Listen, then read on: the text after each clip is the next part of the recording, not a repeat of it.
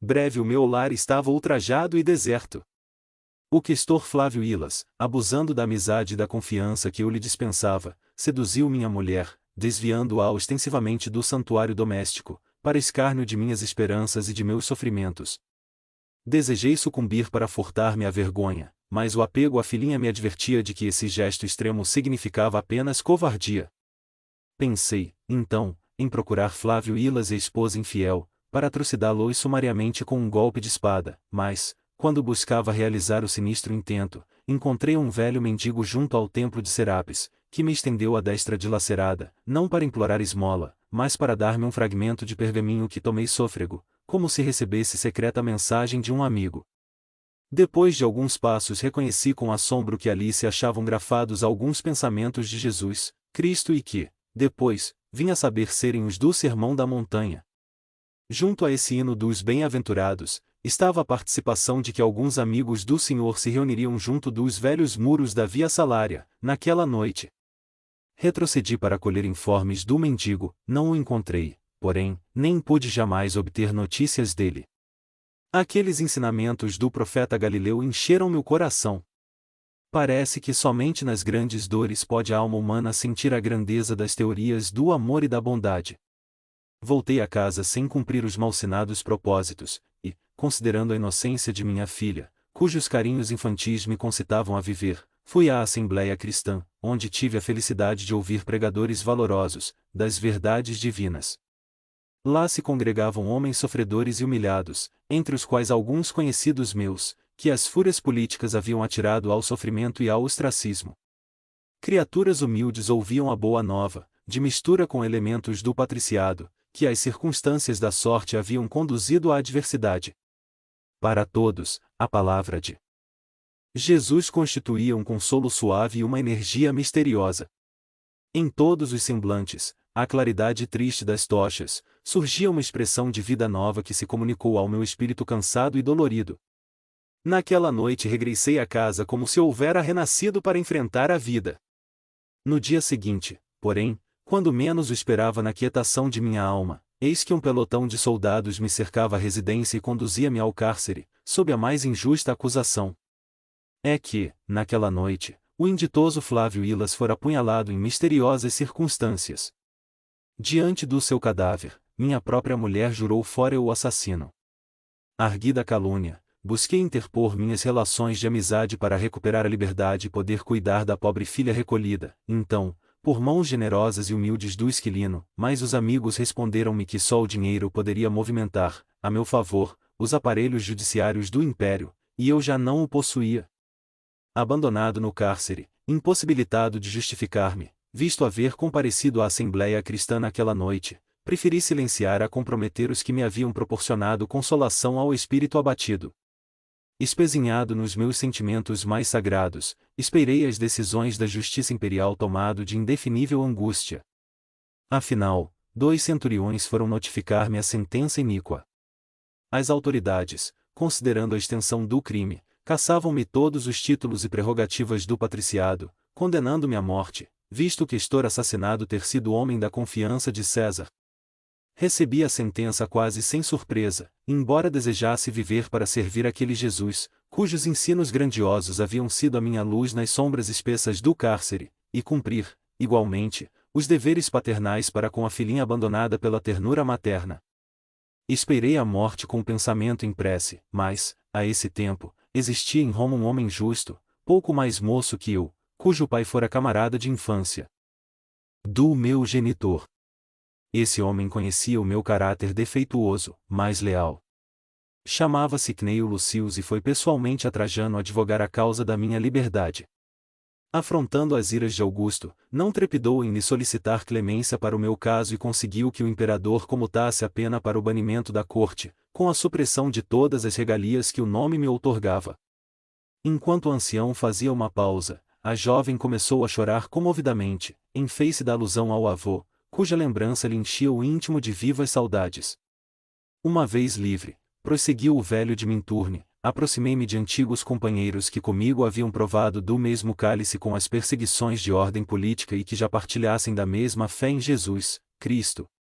Banidos de Roma e humilhados, dirigimo-nos à África, onde fundamos um pouso solitário, não longe de Alexandria, a fim de cultivarmos o estudo dos textos sagrados e conservar, simultaneamente, os tesouros espirituais dos apóstolos. Deixando a capital do império, confiei minha única filha a um casal amigo, cuja pobreza material não lhe deslustrava os sentimentos nobres, provendo o futuro da filhinha com todos os recursos ao meu alcance. Parti para o Egito cheio de novos ideais, à luz da nova crença. Nas severas meditações e austeros exercícios espirituais a que me submeti, cheguei a olvidar as grandes lutas e penosas amarguras do meu destino. O descanso da mente em Jesus aliviou-me de todos os pesares. O único elo que ainda me prendia à península era justamente a filha, então já moça, e cuja afetividade desejava transportar para junto de mim, na África longínqua. Depois de 20 anos no seio da nossa comunidade, em preces e meditações proveitosas, solicitei do nosso diretor espiritual a necessária permissão para recolher um familiar ao nosso retiro. Referi-me a um familiar, pois desejava convencer minha pobre Lésia de que deveria partir em minha companhia, em trajes masculinos, considerando o ensino de Jesus de que existem no mundo os que se fazem eunucos por amor a Deus. Os estatutos da comunidade não permitem mulheres junto de nós outros, por decisão de Alfídio Prisco, ali venerado como chefe, sob o nome de Epifânio. Não era meu propósito menosprezar as leis da nossa ordem e sim arrebatar a filhinha ao ambiente de seduções desta época de decadência em que as intenções mais sagradas são colhidas pelos lobos da vaidade e da ambição, que ululam no caminho. Desejaria conservá-la, junto de mim, no mais santo dos anonimatos, até que conseguisse modificar as disposições de Epifânio, acerca dos regulamentos da nossa ordem, atentas às circunstâncias especiais da minha vida. Obtendo a necessária permissão para vir à península, aqui aportei há quase 2 anos, experimentando a angústia de reencontrar minha Lésia nos derradeiros instantes de vida. Descrever-te meu sofrimento com a separação da filha querida, depois de ausente tantos anos e de haver acariciado tão grandes esperanças, é tarefa superior às minhas forças. Acompanhei-lhe os despojos ao sepulcro, para onde mandei transportar, pouco depois, os 2 carinhosos amigos que lhe haviam servido de pais, também vitimados pela peste, que, há tempos, flagelou toda a população de Minturnes. Ai de mim, que não mereci senão angústias e tormentos, nas estradas ásperas da existência, em vista dos meus crimes inomináveis na juventude. Resta-me, contudo, a esperança no amor do Cordeiro de Deus, cuja misericórdia veio a este mundo arrebatar-nos da humilhação e do pecado. Avizinhando-me do túmulo, rogo ao Senhor que me não desampare. Além do sepulcro, sinto que esplende a luz dos seus ensinamentos, num reino de paz misericordiosa e compassiva. Certamente, lá me esperam a filha idolatrada e os amigos inesquecíveis. A terra florescente da Campânia, presinto, guardará em breve o meu corpo combalido, mas, além das forças exaustas da vida material, espero encontrar a verdade consoladora da nossa sobrevivência. Receberei de boa vontade o julgamento mais severo do meu passado delituoso, e, renunciando a todos os sentimentos pessoais, hei de aceitar plenamente os desígnios de Jesus na sua justiça equânime e misericordiosa. O ancião de Minturnes falava comovido, com o olhar lúcido, fixo no alto, como se estivesse diante de um plenário celeste, com a serenidade da sua fé robusta e ardente. Mas, chegando ao termo das confidências dolorosas, observou que Célia tinha os olhos rasos de lágrimas, a ponto de não poder falar de pronto, tal a comoção que lhe estrangulava a voz no imo do peito dolorido. Por que choras, minha filha? Ajuntou com brandura, se a minha pobre história de velho não te pode interessar diretamente o coração. A filha de Ovídio não respondeu, dominada pela emoção do momento, mas o ancião continuava, surpreso e melancólico: e acaso terás também uma história amargurada quanto a minha? Apesar da fé ardente que pressinto em teu espírito, não se justifica tamanha sensibilidade espiritual na tua idade. Dize, filha, se tens o coração igualmente tocado por uma úlcera dolorosa. Se as dores te pesam na alma desiludida, recorda a palavra do Mestre, quando exortava em Cafarnaum: vinde a mim todos vós que trazeis no íntimo os tormentos do mundo e eu vos aliviarei. É verdade que não estás à frente do Messias de Deus, mas, ainda aqui, deveremos lembrar a lição de Jesus, aceitando o carinho do Cireneu que o ajudou a carregar a cruz. Ele, que era a personificação de toda a energia do amor, não hesitou em aceitar o amparo de um filho humilde do infortúnio. Também eu sou um mísero pecador, filho das provações mais ásperas e espinhosas, mas, se puderes, lê em meu coração e verás que no meu íntimo palpita, por ti, a afetividade de um pai. Tua presença desperta-me inexplicável e misteriosa simpatia. Confiei ao teu espírito que diria somente a filhinha adorada, que me precedeu nas sombras do túmulo. Se te sentes sobrecarregada dos pesares do mundo, dize-me algo de tuas dores. Repartirás comigo os teus sofrimentos e a cruz das provas te parecerá mais leve. Ouvindo aquelas exortações carinhosas e espontâneas, que não mais ouvirá desde a morte do avô, cujo nome fora ali pronunciado pelo ancião de Minturnes, como um ponto de referência à sua confiança, Célia, depois de acomodar o pequenino adormecido, sentou-se ao lado do seu benfeitor, com a intimidade de quem o conhecesse de muito tempo, e, com a voz entrecortada de reticências da sua emoção profunda, começou a falar: se me tendes chamado filha, permitireis-vos beije as mãos generosas, chamando-vos pai, pelas afinidades mais santas do coração. Acabastes de invocar um nome que me obriga a chorar de emoção, no tumulto de recordações também amargas e dolorosas. Confiarei em vós, qual o fiz sempre ao carinhoso avô, que relembrastes agradecido. Também eu venho de Roma, pelos mesmos caminhos ásperos de amargor e sacrifício. Reconhecida a vossa confiança, revelarei igualmente o meu romance infortunoso, quando a mocidade parecia sorrir-me em plena floração primaveril. Abandonada e só, receberei, por certo, da vossa experiência nas estradas da vida o bom conselho que me habilite a fixar-me em qualquer parte, a fim de cumprir a missão de mãe, junto deste pobre inocentinho. Desde Roma, venho experimentando a mais atroz necessidade de me comunicar com um coração afetuoso e amigo, que me possa orientar e esclarecer. Nas minhas caminhadas encontrei por toda parte homens impiedosos, que me envolviam com olhares de corrupção e voluptuosidade. Alguns chegaram a insultar minha castidade, mas roguei insistentemente a Jesus a oportunidade de encontrar um espírito benfazejo e cristão, que me fortalecesse. Sentindo-se tomada por inexplicável confiança, enquanto o velhinho de Minturnes a ouvia surpreso, embora a imensa serenidade que lhe transparecia do olhar, a filha de Ovídio Lucius começou a desfiar o seu romance, cheio de lances intensos e comovedores. Confessando-se neta do magnânimo Cneio, o que sensibilizou profundamente o interlocutor, narrou-lhe todos os episódios da sua vida, desde as primeiras contrariedades de menina e moça, na Palestina, e terminando a longa narrativa com a visão do avô, na noite precedente, quando forçada a pernoitar na gruta de Tibério. Ao concluir, tinha os olhos inchados de chorar, como alguém que muito se demorará em alijar do coração o peso da amargura. O ancião alisava-lhe os cabelos, comovidamente, como se o fizesse a uma filha após longa ausência repleta de saudades angustiosas, exclamando por fim: e minha filha, propondo-me confortar-te, é o teu próprio coração de menina, nos mais belos exemplos de sacrifício e coragem, que me consola. Para mim, que, muitas vezes, agasalhei o mal e extraviei-me no crime, os sofrimentos da terra significam a justiça dos destinos humanos, mas, para o teu espírito carinhoso e bom, as provações terrestres constituem um heroísmo do céu. Deus te abençoe o coração fustigado pelas tempestades do mundo, antes das florações da primavera. Das alegrias do reino de Jesus, Cneio Lucius deverá regozijar-se no Senhor pelos teus heróicos feitos. Sinto que a sua alma, enobrecida na prática do bem e da virtude, segue-te os passos como sentinela fidelíssima.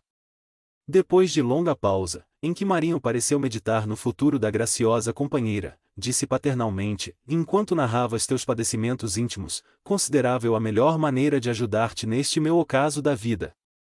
Compreendo a tua situação de jovem abandonada e só, no mundo, com o pesado encargo de cuidar de uma criancinha acolhida em tão estranhas circunstâncias.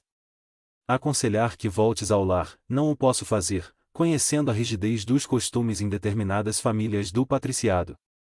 Além disso, a casa paterna considera-te morta para sempre, e a palavra carinhosa de Cneio Lucius só poderia ter valor inestimável para nós, que lhe compreendemos o alcance e a sublime revelação. Ante os seus conceitos, temos de admitir a plena inocência de tua mãe, mas, se regressares a Roma, a aparição desta noite não bastaria para elucidar todos os problemas da situação, mantendo-se as mesmas características de suspeição a teu respeito.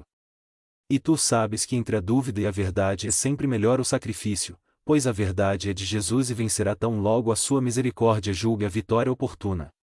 Velho conhecedor dos nossos tempos de decadência e desmantelos morais, sei que, ante a tua juventude, quase todos os homens moços, cheios de materialidade, se curvarão com ignominiosas propostas. A destruição do meu lar será sempre um atestado vivo das misérias morais da nossa época. Ponderando as tuas dificuldades, desejo salvar-te o coração de todos os perigos, evitando-te as ciladas dos caminhos insidiosos. Entretanto, a enfermidade e a decrepitude não me possibilitam mais a tua defesa. Em Minturnes, quase todos me odeiam gratuitamente, em virtude das ideias que professo. Um cristão sincero, por muito tempo ainda, terá de sofrer a incompreensão e a tortura dos algozes do mundo, e somente não me levam ao sacrifício, nas festas regionais que aqui se efetuam, atenta minha velhice avançada e dolorosa, de rugas e cicatrizes. Apresentar um velho mísero às feras potentes ou ao exercício dos atletas da devassidão e da impiedade, poderia parecer entranhada covardia, razão pela qual me julgo poupado. Não possuo, pois, nenhuma relação de amizade que te possa valer neste transe. Lembra-te de que, ainda agora, eu te falei do meu antigo projeto de levar a filha ao Egito, em trajes masculinos, de modo a arrebatá-la deste antro de corrupção e impenitência. Esse gesto de um pai é bem de um coração amoroso, em franco desespero quanto ao porvir espiritual desta região da iniquidade. Contemplando a tua inerme juventude carregada de tão nobres sacrifícios, receio pelos teus dias futuros. Mas rogo a Jesus que nos esclareça o pensamento. Após alguns minutos de recolhimento, a jovem retrucou: Mas, meu desvelado amigo, não me considerais como vossa própria filha? O ancião de Minturnes, no clarão sereno dos grandes olhos, deixou transparecer que entenderá a alusão e revidou bondosamente: Compreendo, filha, o alcance de tuas palavras, mas, estarás sinceramente decidida a mais esse nobre sacrifício? Como não, se em torno de mim surgem as mais temerosas perseguições? Sim, tuas ações nobilíssimas dão-me a entender que devo confiar nas tuas resoluções. Pois bem, se teu espírito se sente disposto à luta pelo Evangelho, não vacilemos em preparar-te as estradas por vindouras. Ficarás nesta casa pelo tempo que desejares, se bem esteja convicto de que não tardará muito a minha viagem para o além. Amanhã mesmo entrarás nos teus novos trajes, a fim de facilitar a tua ida para a África, no momento oportuno. Serás meu filho aos olhos do mundo, para todos os efeitos. Chamarei amanhã a esta casa o pretor de Minturnes, a fim de que ele cuide da tua situação legal, caso eu venha a falecer. Tenho o dinheiro necessário para que te transportes a Alexandria e, antes de morrer, deixar-te-ei uma carta apresentando-te a Epifânio, como meu sucessor legítimo na sede da nossa comunidade. Lá, tendo empregadas todas as derradeiras economias que consegui retirar de Roma nos tempos idos, é possível que não te criem embaraços para que te entregues a uma vida de repouso espiritual na prece e na meditação, durante os anos que quiseres. Epifânio é um espírito enérgico e algo dogmático em suas concepções religiosas, mas tem sido meu amigo e meu irmão por largos anos, durante os quais as mesmas aspirações nos uniram nesta vida. Às vezes, costuma ser ríspido nas suas decisões, caracterizando tendências para o sacerdócio organizado, que o cristianismo deve evitar contadas as suas forças, para não prejudicar o messianismo dos apóstolos do Senhor, mas, se algum dia fores ferida por suas austeras resoluções de chefe, lembra-te de que a humildade é o melhor tesouro da alma, como chave mestra de todas as virtudes, e recorda a suprema lição de Jesus nos braços do madeiro. Em todas as situações, a humildade pode entrar como elemento básico de solução para todos os problemas. Sim, meu amigo, sinto-me abandonada e só no mundo e temo o assédio dos homens pervertidos. Jesus me perdoará a decisão de adotar outros trajes aos olhos dos nossos irmãos da terra, mas, na sua bondade infinita, sabe ele das necessidades prementes que me compelem a tomar essa insólita atitude. Além do mais, prometo, em nome de Deus, honrar a túnica que vestirei, possivelmente, em Alexandria, a serviço do Evangelho. Levarei comigo o filhinho que o céu me concedeu, e suplicarei a Epifânio me permita velar por ele sob o céu africano, com as bênçãos de Jesus. Que o Mestre te abençoe os bons propósitos, filha, lhe respondeu o ancião com uma expressão de júbilo sereno. Ambos se sentiam dominados por intensa alegria íntima, como se fossem duas almas profundamente emanadas de outros tempos, num reencontro feliz, depois de prolongada ausência. Já os galos de Minturne saudavam os primeiros clarões da madrugada. Beijando as mãos do velho benfeitor, com os olhos rasos de lágrimas, a jovem Patrícia buscou, desta vez, o repouso noturno com a alma satisfeita, sem as angustiosas preocupações do dia seguinte, agradecendo a Jesus com a oração do seu amor e do seu reconhecimento. No outro dia, a gente pobre daquele arrabalde de Minturnes ficou sabendo que um filho do ancião chegará de Roma para assistir-lhe os dias derradeiros. Aproveitando os trajes antigos, que o seu benfeitor lhe apresentava para resolver a situação, Célia não hesitou em tomar o novo indumento, por fugir à perseguição irreverente de quantos poderiam abusar da sua fragilidade feminina.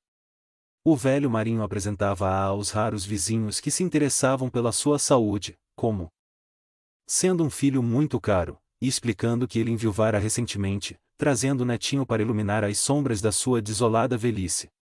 A filha dos patrícios, travestida agora pela força das circunstâncias num garboso rapaz imberbe, ocupava-se carinhosamente de todos os serviços domésticos, buscando servir ao ancião generoso com a mais desvelada solicitude. Um fato, porém, veio impressionar amargamente o coração sensível de Célia. Fosse pelo trato deficiente que receberá até ali, ou pelas privações suportadas em tantas milhas de caminho, o pequenito começou a definhar, apresentando em breve todos os sintomas de morte inevitável. Debalde o ancião empregou todos os recursos ao seu alcance, para assegurar a vida bruxuleante do inocentinho. Tocada nas fibras mais sensíveis do seu coração, em virtude das revelações do avô, quanto à personalidade de Ciro, a jovem sentiu no íntimo dorido a repercussão dilatada de todos os padecimentos físicos do pequenino. Desejava amparar-lhe a existência com todas as energias do seu espírito dilacerado, operar um milagre com todas as suas forças afetuosas para arrebatá-lo às garras da morte, mas em vão misturou lágrimas e preces nos seus arrebatamentos emotivos. Contemplando-lhe a agonia, a criança parecia falar-lhe a alma carinhosa e sensível, com o olhar cintilante e profundo, no qual predominavam as expressões de uma dor estranha e indefinível. Por fim, após uma noite de insônia dolorosa, Célia rogou a Jesus fizesse cessar, na sua misericórdia, aquele quadro de intensa amargura. Cheia de fé, rogava ao Cordeiro de Deus que reconduzisse o seu bem-amado ao plano espiritual, se esses eram os seus desígnios inescrutáveis. Ela, que tanto o amava e tanto se havia sacrificado para conservar-lhe a luz da vida, estaria conformada com as decisões do alto, como no dia em que o vira marchar para o sacrifício, exposto à perversidade dos homens impiedosos. Como se for ouvida a sua rogativa dolorosa, cheia de lágrimas de fé e esperança na bondade do Senhor, o inocentinho fechou os olhos da carne, para sempre, ao desabrochar da alvorada, como se o seu coração fosse uma andorinha celeste que, receosa das invernias do mundo, remontasse célere ao paraíso. Sobre o corpinho enrijecido, a filha de Elvídio carpiu a sua dor intraduzível, com lágrimas ardentes, experimentando a amargura das suas esperanças desfeitas e dos seus sonhos maternos desmoronados. Todavia, a palavra sábia e evangélica do ancião de Minturnes ali estava para reerguê-la de todos os abatimentos, e depois da hora angustiada da separação, ela buscou entronizar a saudade no santuário de suas preces humildes e fervorosas.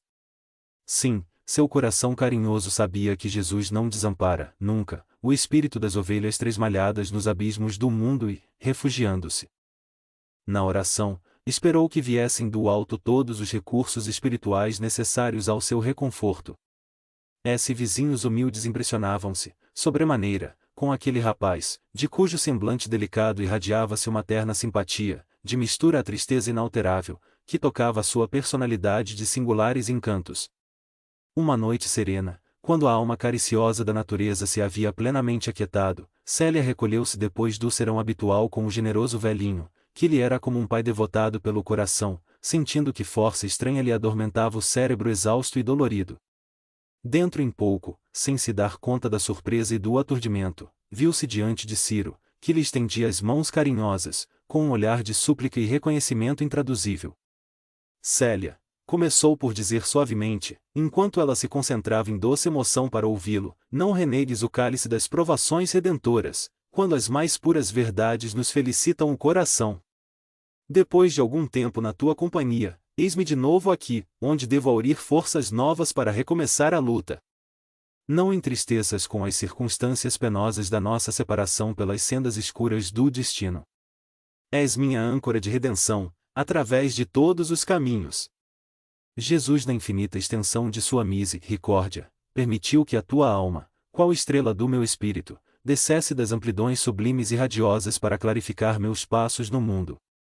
Luz da abnegação e do martírio moral, que salva e regenera para sempre.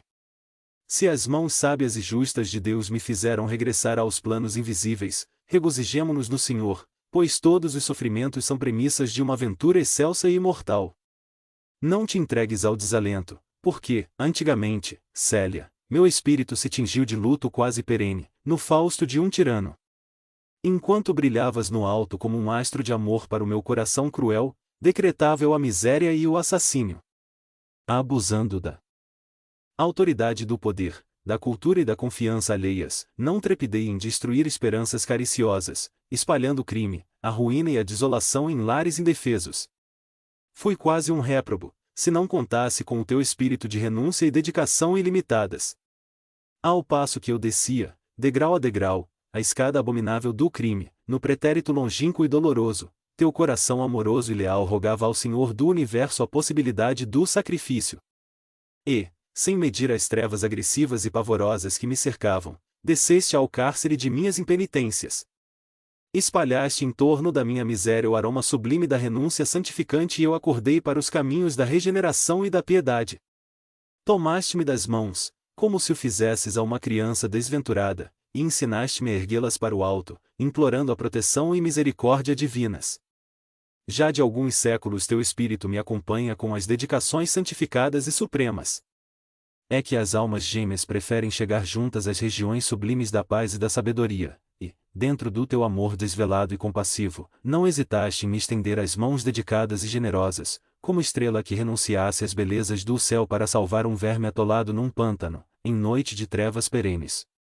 E acordei, Célia, para as belezas do amor e da luz, e não contente ainda, por me despertares, me vens auxiliando a resgatar todos os débitos onerosos. Teu espírito, carinhoso e impoluto, não vacilou em sustentar-me, através das estradas pedregosas e tristes que eu havia traçado com a minha ambição terrível e desvairada. Tem sido ponto de referência para minha alma em todos os seus esforços de paz e regeneração, na reconquista das glórias espirituais. Ao teu influxo pude testemunhar minha fé, no circo do martírio, selando, pela primeira vez, minha convicção em prol da fraternidade e do amor universal. Por ti, desterro de mim o egoísmo e o orgulho, sustentando todas as batalhas íntimas, na certeza da vitória. Voltando ao mundo, fui novamente arrebatado dos teus braços materiais, em obediência às provas ríspidas que ainda terei que sustentar por largo tempo. Jesus, porém, que nos abençoa do seu trono de luz e misericórdia, de perdão e bondade infinita, permitirá que eu esteja contigo nos teus testemunhos de fé e humildade, destinados à exaltação espiritual de todos os seres bem-amados que gravitam na órbita dos nossos destinos. E se Deus abençoar minhas esperanças e minhas preces sinceras, voltarei de novo para junto do teu coração, nas lutas ásperas. Espera e confia sempre. Na sua magnanimidade indefinível, permite o Senhor possamos voltar dos caminhos almos do túmulo, para consolar os corações ligados ao nosso e ainda retidos nos tormentos da carne. Somente lá, nas moradas do Senhor, onde a ventura e a concórdia se confundem, poderemos repousar no amor grande e santo, marchando de mãos dadas para os triunfos supremos, sem as inquietações e provas rudes do mundo. Por muito tempo a voz cariciosa de Ciro falou-lhe ao coração, propiciando-lhe ao espírito sensível as mais santas consolações e as mais doces esperanças. No auge do seu deslumbramento espiritual, a jovem cristã experimentou as mais comovedoras alegrias, desejando que aquele minuto glorioso se prolongasse ao infinito. Quando a palavra do bem-amado parecia finalizar com um brando estacato, em vibrações silenciosas e profundas, Célia rogou-lhe que a acompanhasse em todos os seus lances terrestres, implorando-lhe assistência e proteção em todas as circunstâncias da vida, confiou-lhe seus pesares mais secretos e angustiosas expectativas, quanto à nova situação, mas Ciro parecia sorrir-lhe bondosamente, prometendo-lhe carinho incessante, através de todos os percalços e reafirmando a sua confiança no amparo do Senhor, que não haveria de abandoná-los. No dia seguinte, ei-la reanimada, deixando transparecer no semblante a serenidade íntima do seu espírito. O velhinho notou, com alegria, aquela mudança e, como se estivesse em preparativos constantes para a jornada do túmulo, não perdeu o ensejo para esclarecer a jovem sobre os problemas que a esperavam na vida solitária de Alexandria. Com solicitude extrema, dava-lhe notícia de todos os pormenores da vida nova em Setar, fornecendo-lhe o nome de antigos companheiros de fé e dando conta de todos os costumes da comunidade. Célia, em trajes masculinos, ouvia-lhe a palavra carinhosa e benevolente, com o desejo íntimo de prolongar indefinidamente aquela vida bruxuleante, de modo a nunca mais separar-se daquele coração bondoso e amigo, mas, ao revés de suas mais caras esperanças, o estado do ancião agravou-se repentinamente. Todos os esforços foram baldados para lhe restituir o onus vital do plano físico e, assistido pela jovem, que tudo fazia por vê-lo restabelecido, o velho marinho recebeu a visita do pretor da cidade, que, cedendo a instantes pedidos, vinha receber-lhe as derradeiras recomendações. Apresentando a jovem como filho, o moribundo ordenou que lhe fossem entregues todas as suas parcas economias, antecipando que ele deveria partir para a África, tão logo se verificasse o seu óbito. Marinho, interpelou a autoridade, depois das necessárias anotações, será possível que este jovem participe das tuas superstições? O generoso velhinho compreendeu o alcance da pergunta e respondeu com desassombro: e de mim e por mim, não precisaremos cogitar das convicções religiosas, aqui de todos conhecidas, desde que entrei nesta casa. Sou cristão e saberei morrer, íntegro, na minha fé. Quanto a meu filho, que deverá partir para Alexandria, a fim de amparar nossos interesses particulares, tenho o espírito livre para escolher a ideia religiosa que mais lhe aprouver. O pretor olhou com simpatia para o jovem triste e abatido, e exclamou: e ainda bem! Despedindo-se do moribundo, cujos instantes de vida pareciam prestes a extinguir-se, a autoridade deixava-os ambos com a precisa liberdade para trocarem as derradeiras impressões. Marinho fez ver, então, à sua pupila, que aquela resposta hábil destinava-se a fazer que o pretor de Minturnes lhe cumprisse a vontade, sem relutância, dentro dos dispositivos legais, recomendando-lhe todas as providências que a sua morte exigiria da sua inexperiência. Célia ouvia-lhe as exortações roucas e entrecortadas, extremamente acabrunhada, mas, como em todas as penosas circunstâncias da sua vida, confiava em Jesus. Após uma agonia excruciante de longas horas, em que a filha de Ovídio viveu momentos de indescritível emoção, o generoso Marinho abandonava o mundo, depois de longa existência, povoada de pesadelos terríveis e dolorosos. Seus olhos se fecharam para sempre, com uma lágrima, ao tombar do dia. Piedosamente, diante de alguns raros assistentes, Célia fechou-lhe as pálpebras, num gesto carinhoso, e, ajoelhando-se, como se quisesse transformar as brisas da tarde em mensageiras dos seus apelos ao céu, deixou que o coração se diluísse em lágrimas de saudade, suplicando a Jesus recebesse o benfeitor no seu reino de maravilhas, concedendo-lhe um recanto de paz, onde a alma exausta lograsse esquecer as tormentas dolorosas da existência material dada a sua qualidade de cristão confesso. O velho de Minturnes teve uma sepultura mais que singela, que a filha do patrício encheu com as flores do seu afeto e mergulhando na sombra de uma soledade quase absoluta.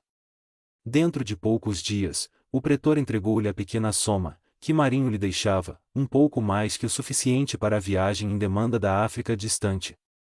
E, numa radiosa marcha de primavera, carregando no íntimo a sua serenidade triste e inalterável, a moça cristã, depois de uma prece longa e angustiosa sobre os túmulos humildes do pequenino e do ancião, na qual lhes rogava proteção e assistência, tomou o lugar que lhe competia numa galera napolitana que periodicamente recebia passageiros para o Oriente.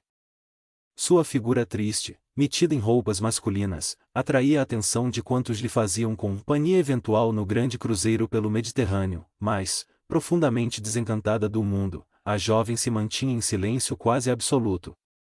O desembarque em Alexandria verificou-se sem incidentes dignos de menção. Todavia, seguindo as recomendações do benfeitor, junto dos seus conhecidos da cidade, viera a saber que o monastério demorava algumas milhas de distância, pelo que houve de tomar um guia até o local do seu recolhimento. O mosteiro, isolado, distava da cidade 10 léguas mais ou menos, em marcha de quase um dia apesar dos bons cavalos atrelados ao veículo. A filha de Ovídio defrontou o grande e silencioso edifício na hora crepuscular, empolgada pela visão do casario amplo, entre a vegetação agreste. Sentiu, porém, um singular descanso mental naquela soledade imponente que parecia acolher todos os corações desolados. Puxando o cordel que ligava o portão de entrada, ouviu, ao longe, os sons de pesada sineta, cujo ruído estranho parecia despertar um gigante adormecido. Daí a instantes, os velhos gonzos rangiam pesadamente, deixando entrever um homem trajado com uma túnica cinzento escura, semblante grave e triste, que interpelava a jovem transformada num rapaz de fisionomia tristonha, nestes termos: irmão, que desejais do nosso retiro de meditação e oração? Venho de Minturnes e trago uma carta de meu pai, destinada ao senhor Alfídio Prisco. Alfídio Prisco? Perguntou o porteiro admirado. Não é ele, aqui, o vosso superior? Referi-vos ao pai Epifânio? Isso mesmo. Escutai-me, ponderou o irmão porteiro complacente, sois, porventura, o filho de Marinho, o companheiro que daqui partiu há cerca de 2 anos, a fim de vos trazer ao nosso recolhimento? É verdade. Meu pai chegou, há muito tempo, aos portos da Itália, onde nos encontramos, todavia, sempre doente, não logrou a ventura de acompanhar-me à soledade das vossas orações. Morreu. Revidou o interlocutor extremamente admirado. Sim, entregou a alma ao Senhor, há muitos dias. Que Deus o tenha em sua santa guarda. Dito isso, pôs-se a meditar um instante, como se tivesse o pensamento mergulhado em preces fervorosas. Em seguida, contemplou com muita ternura o jovem humilde e triste, exclamando significativamente: E agora que já sei donde vindes e quem sois, eu vos saúdo em nome de nosso Senhor Jesus Cristo.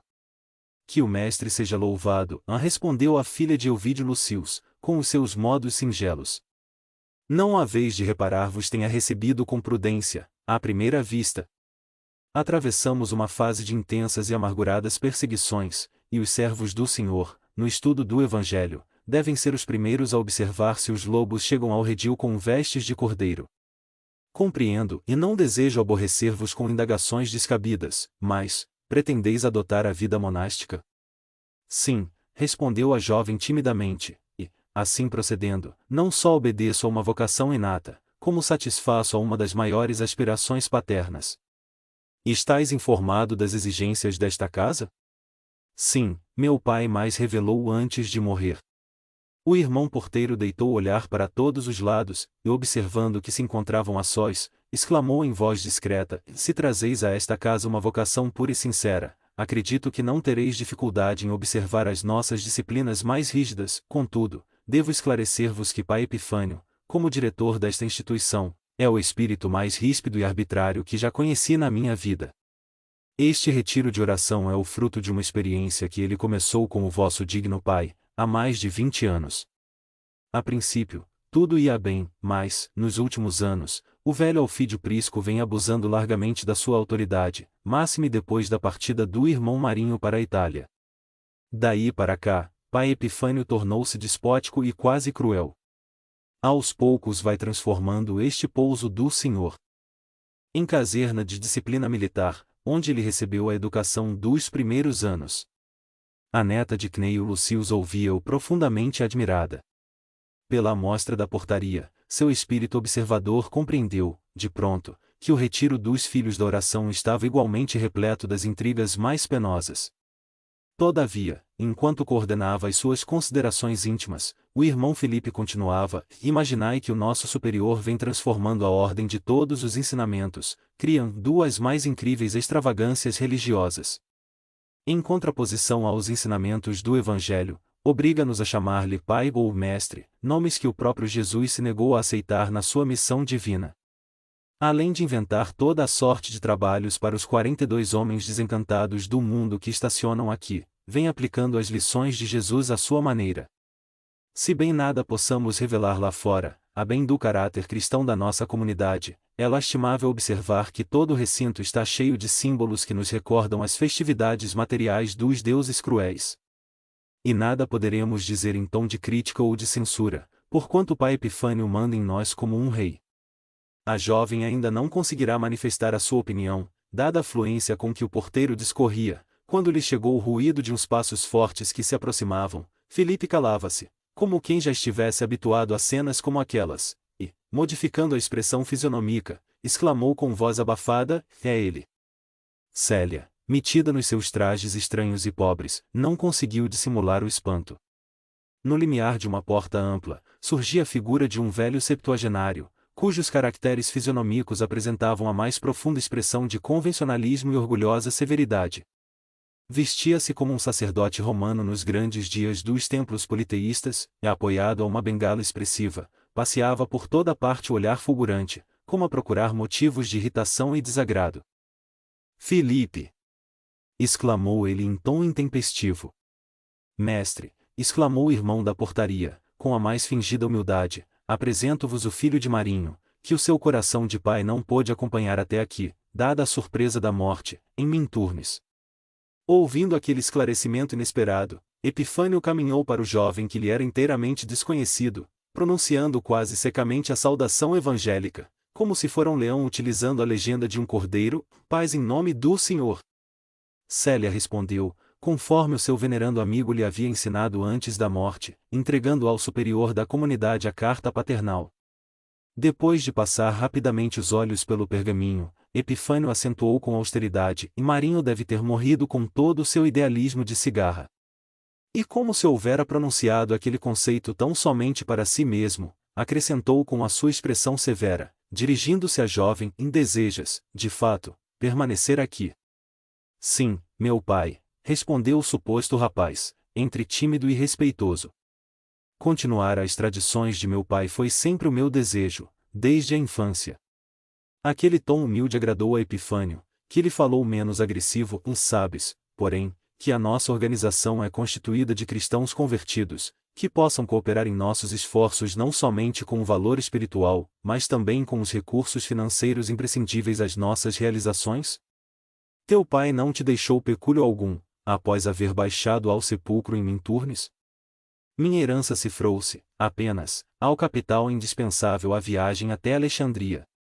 Entretanto, acentuou inocentemente, meu pai revelou-me, há tempos, que a sua pequena fortuna foi empregada aqui, asseverando-me que a administração da casa saberia acolher-me, recordando os seus serviços.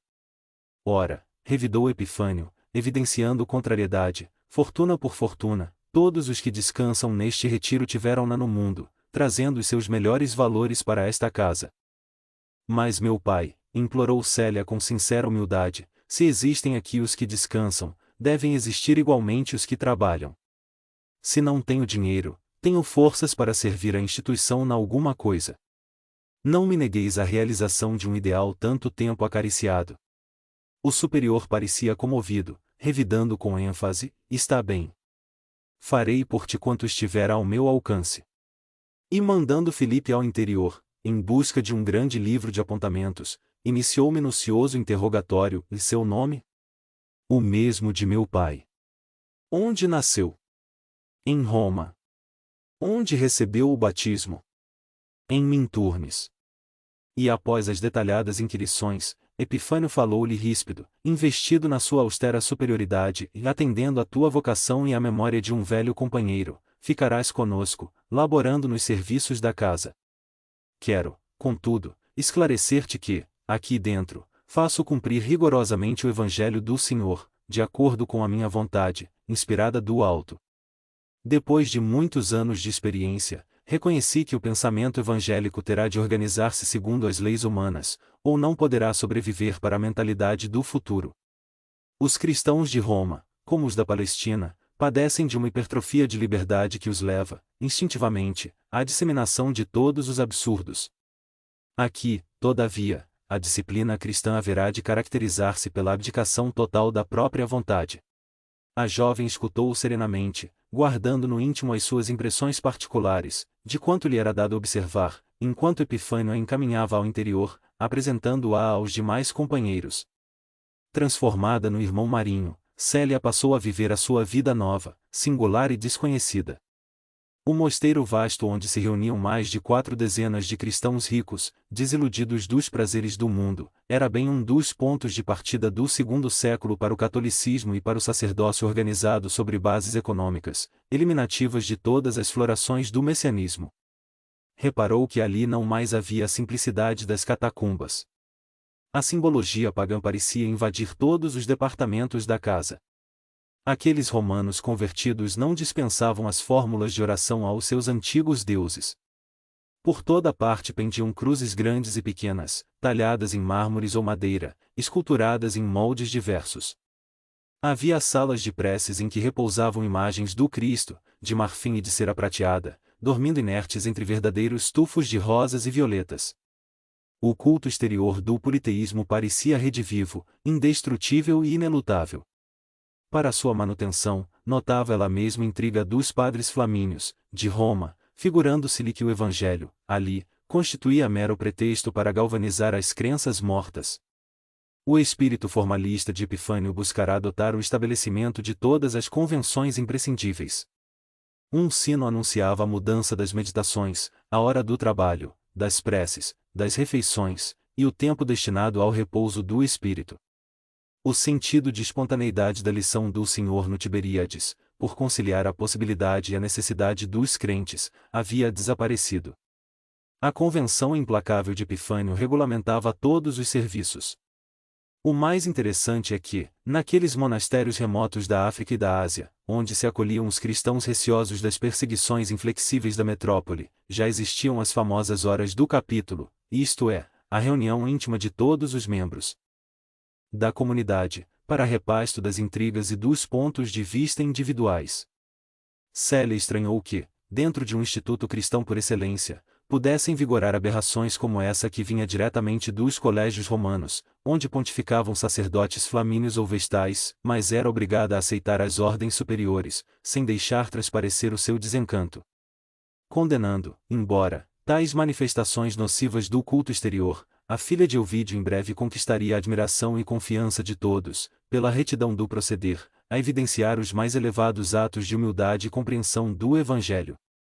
De trato amicíssimo, com o amável das suas palavras carinhosas e amigas, o irmão Marinho transformava-se no imã de todas as atenções, edificando as afeições mais puras naquele convívio singular. Contudo, alguém havia ali que guardava o mais venenoso despeito em face da sua vida pura. Esse alguém era Epifânio, cujo espírito despótico e original se habituara a mandar em todos os corações, com brutalidade e aspereza. A circunstância de nada encontrar no filho do antigo companheiro, que merecesse censura, irritava-lhe o espírito tirânico. Nas horas do capítulo, observava que as opiniões do irmão Marinho triunfavam sempre, pela sublime compreensão de fraternidade e de amor, de que davam pleno testemunho. A jovem, porém, não obstante estranhar-lhe as atitudes, não podia definir os gestos rudes do superior, dentro da sua candidez espiritual certo dia, na hora consagrada às intrigas e devassas, que antecederam, no catolicismo, o Instituto da Confissão Auricular, cheio de austeridade e artificialismo. Epifânio fez longa preleção sobre as tentações do mundo, dizendo dos seus caminhos abomináveis e das trevas que inundavam o coração de todos os pecadores, envolvendo todas as coisas da vida na sua condenação e na sua fúria religiosa. Terminada a palestra fanática, solicitou, ao modo das primeiras assembleias cristãs, que todos os irmãos se pronunciassem sobre a preleção, mas, enquanto todos aprovavam os conceitos, e restritamente, Célia, na sua inocente sinceridade, replicou: "E mestre Epifânio, vossa palavra é extremamente respeitável para quantos laboram nesta casa, mas, peço licença para ponderar que Jesus não deseja a morte do pecador. Suponho justo que nos refugiemos neste retiro, até que passe a onda sanguinária das perseguições aos adeptos do Cordeiro. Todavia, amainada a tempestade, acho imprescindível que regressemos ao mundo, mergulhando-nos em suas lutas dolorosas, porque, sem esses campos de sofrimento e trabalho, não poderemos dar o testemunho da nossa fé e da nossa compreensão do amor de Jesus." O diretor espiritual lançou-lhe um olhar sombrio, enquanto toda a assembleia parecia satisfeita com a oportunidade daquele esclarecimento. No próximo capítulo prosseguiremos, então, com os mesmos estudos, disse Epifânio em tom quase rude, visivelmente contrariado com o argumento irretorquível, apresentado contra sua inovação despótica, em detrimento dos ensinamentos evangélicos.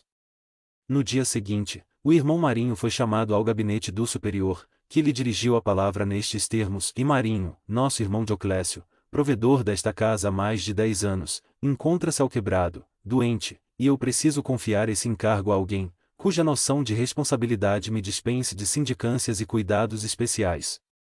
Dessarte, de amanhã em diante, ficarás com o encargo de ir ao mercado mais próximo, 2 vezes por semana, de modo a cuidares convenientemente das pequenas provisões do mosteiro.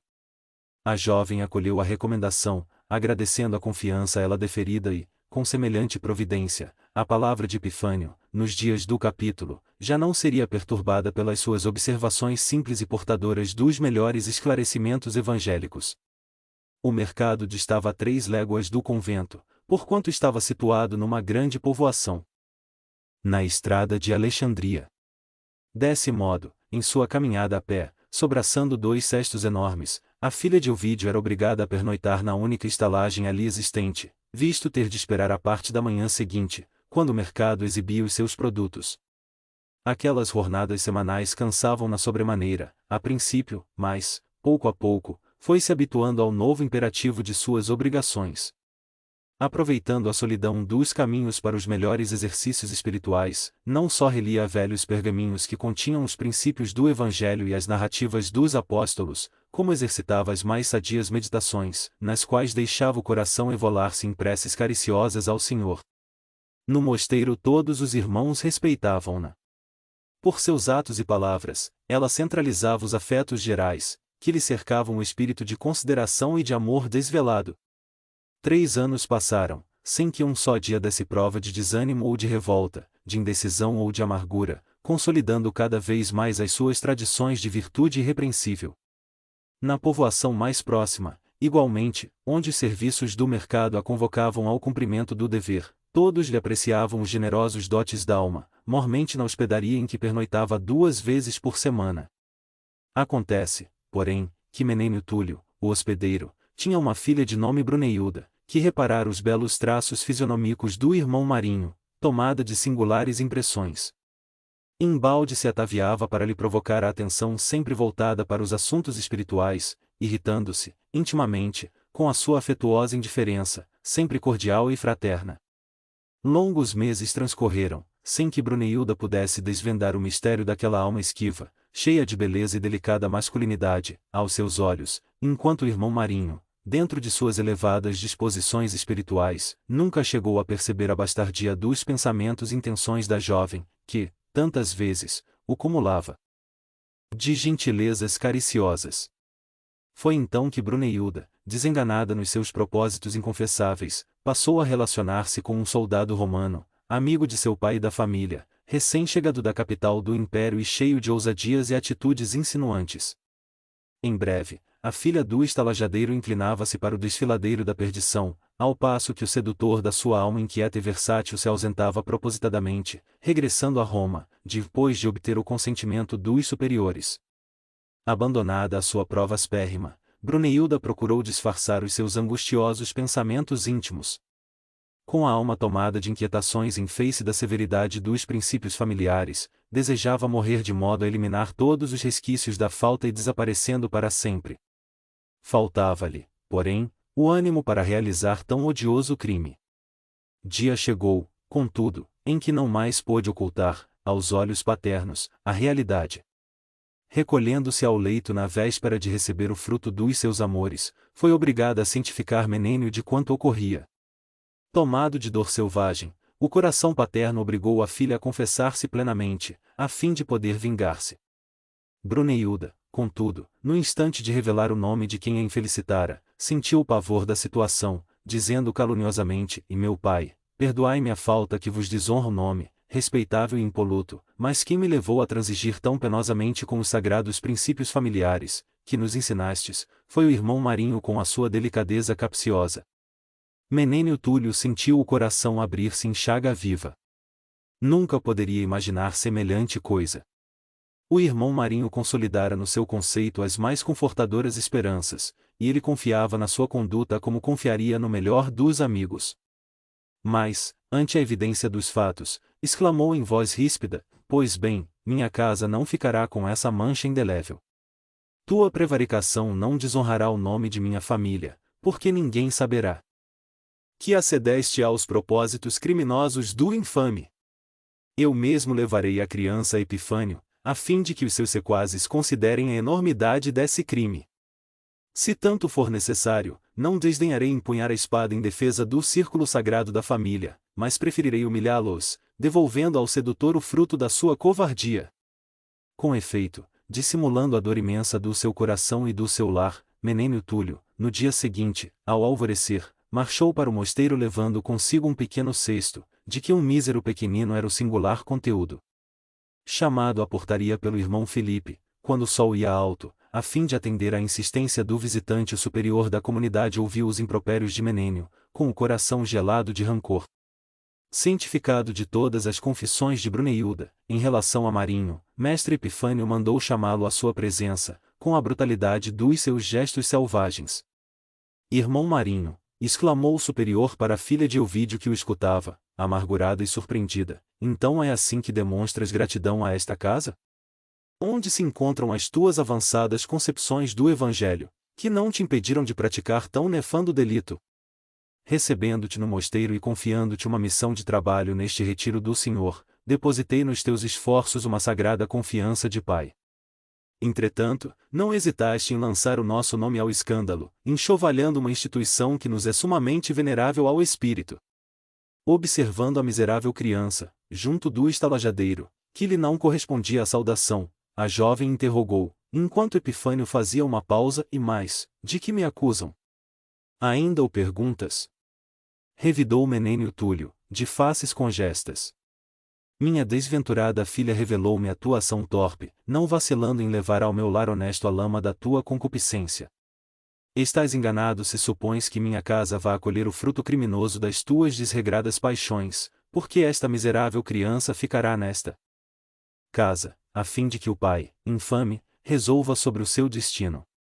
Depois de pronunciar estas palavras acrescidas de impropérios ao suposto conquistador da filha, o estalajadeiro retirou-se, ante o pasmo de Célia e de Epifânio, deixando ali a criança mísera, em completo abandono. A jovem compreendeu, num relance, que o mundo espiritual exigia um novo testemunho da sua fé e, enquanto caminhava, quase serenamente, para tomar nos braços o inocentinho, o superior da comunidade advertia colérico: Irmão Marinho, esta casa de Deus não pode tolerar por mais tempo a tua escandalosa presença. Explica-te. Confessa as tuas faltas, a fim de que a minha autoridade possa cuidar das providências oportunas e necessárias. Célia, em poucos instantes, mergulhou o pensamento dolorido nas meditações indispensáveis, e, valendo-se da mesma fé intangível e cristalina que lhe havia orientado todos os penosos sacrifícios do destino, exclamou com humildade: Pai Epifânio, quem comete um ato dessa natureza é indigno do hábito que nos deve aproximar do Cordeiro de Deus.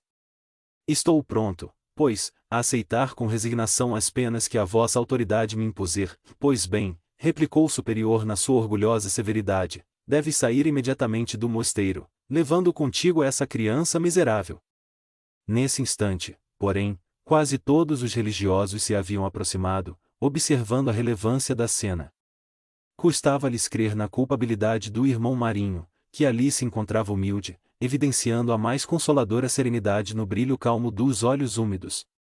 E, sentindo que todos os companheiros eram simpáticos à sua causa, a filha de Ovídio, com uma inflexão de voz inesquecível, ajoelhou diante de Epifânio e pediu: E meu pai, não me expulseis desta comunidade para sempre.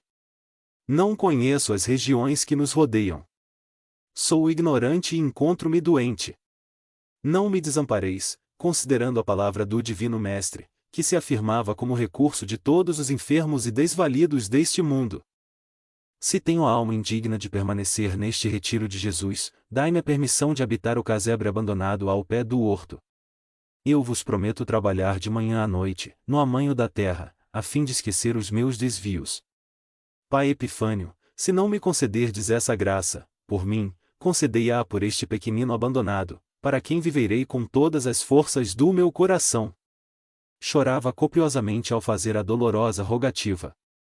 No íntimo, o orgulhoso Alfídio Prisco, que desejava aplicar o evangelho à sua maneira, quis negar, mas, num relance, notou que todos os companheiros da comunidade estavam comovidos e apiedados. Não resolverei por mínimo, clamou exasperado, todos os membros do mosteiro deverão considerar estranhos e descabidos a tua solicitação. Todavia, consultados os companheiros, para quem a jovem caluniada erguia os olhos súplices, houve um movimento geral favorável à filha de Ovídio. Epifânio não conseguiu a desejada recusa e, endereçando aos seus benfeitores um carinhoso olhar de agradecimento, o irmão Marinho abandonou o recinto, erguendo corajosamente a criancinha nos braços e retirando-se para a choupana abandonada, ao pé do imenso horto do mosteiro. Dessa vez, Célia não se entregou à peregrinação por caminhos ásperos, mas só Deus poderia testificar dos seus imensuráveis sacrifícios. Com inauditas dificuldades, buscou adaptar-se com o pequenino, à sua nova vida, à custa dos mais ingentes trabalhos, na sua soledade dolorosa, a cujas angústias alguns irmãos do mosteiro estendiam mãos carinhosas. Lembrando-se de Ciro, cercava o pequenito de todos os cuidados, esperando que Jesus lhe concedesse forças para o integral cumprimento de suas provações. Durante o dia, trabalhava exaustivamente no cultivo das hortaliças, aproveitando os crepúsculos para as meditações e os estudos, que pareciam povoados de seres e de vozes carinhosas do invisível. Dia houve em que uma pobre mulher do povo passava pelo sítio, a pé, com um filhinho quase agonizante, buscando as estradas de Alexandria à cata de recursos. Era de tarde. Batendo à porta humilde do irmão Marinho, este lhe levantou as fibras da alma abatida, convidando-a às preciosas meditações do Evangelho. Solicitado com insistência pela humilde criatura para impor as mãos, qual faziam os apóstolos de Jesus, sobre o doentinho, tal ambiente de confiança e de amor que sabia criar com as suas palavras, Célia, entregando-se a esse ato de fé, pela primeira vez, teve a ventura de observar que o pequeno agonizante recuperava o alento e a saúde, num sorriso. Então, a mulher do povo prosternou-se ali mesmo, rendendo graças ao Senhor e misturando as suas lágrimas com as do irmão Marinho, que também chorava de comoção e agradecimento. Desde esse dia, nunca mais a casinhola do horto deixou de receber os pobres e aflitos de todas as categorias sociais, que lá iam rogar as bênçãos de Jesus, através daquela alma pura e simples, santificada pelos mais acerbos sofrimentos. O caminho expiatório. Enquanto Célia cumpre a sua missão de caridade à luz do Evangelho, voltemos a Roma, onde vamos encontrar as nossas antigas personagens. 10 anos haviam corrido na esteira infinita do tempo, desde que Ovídio Lucius e família haviam experimentado as mais singulares viravoltas do destino. Apesar de dissimularem as amarguras no meio social em que se agitavam, Fábio Cornélio e família sentiam o coração inquieto e angustiado, desde o dia infausto em que a filha mais moça de Alba Lucínia se ausentara para sempre, pelas injunções dolorosas do seu desditoso destino. Na intimidade comentava-se, às vezes, o que teria sido feito daquela que Roma relembrava tão somente como se fora uma querida morta da família. A esposa de Ovídio, essa, remoia os mais tristes padecimentos morais, desde a manhã fatal em que fora cientificada dos fatos ocorridos com a filhinha. Nos seus traços fisionômicos, Alba Lucínia não apresentava mais a jovialidade franca e a espontaneidade de sentimentos que sempre deixará transparecer nos dias felizes, em que o seu semblante parecia prolongar indefinidamente as linhas graciosas da primeira mocidade. Os tormentos íntimos vincavam-lhe as faces numa expressão de angústia recalcada. Nos olhos tristes parecia vagar um fantasma de desconfiança, que a perseguia por toda a parte. Os primeiros cabelos brancos, filhos do seu espírito atormentado, figuravam-lhe na fronte como dolorosa moldura da sua virtude sofredora e desolada.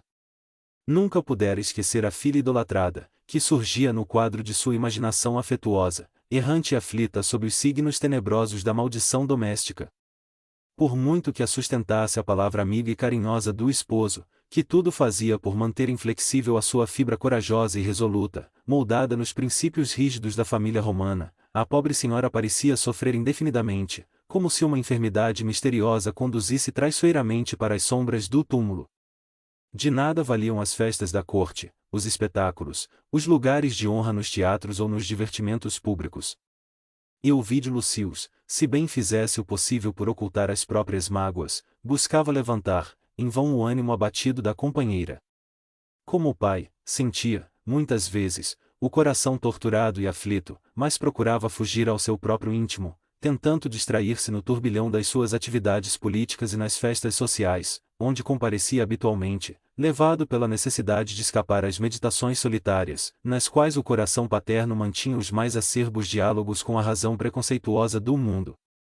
Assim, sofria intensamente, entre a indecisão e a saudade, a energia e o arrependimento. Muitas mudanças se haviam operado em Roma, desde o evento doloroso que lhe mergulhara a família em sombras espessas. Hélio Adriano, após muitos anos de injustiça e crueldade, desde que transferira a corte para Tibur, havia partido para o além, deixando o império nas mãos generosas de Antonino, cujo governo se caracterizava pelos feitos de concórdia e de paz.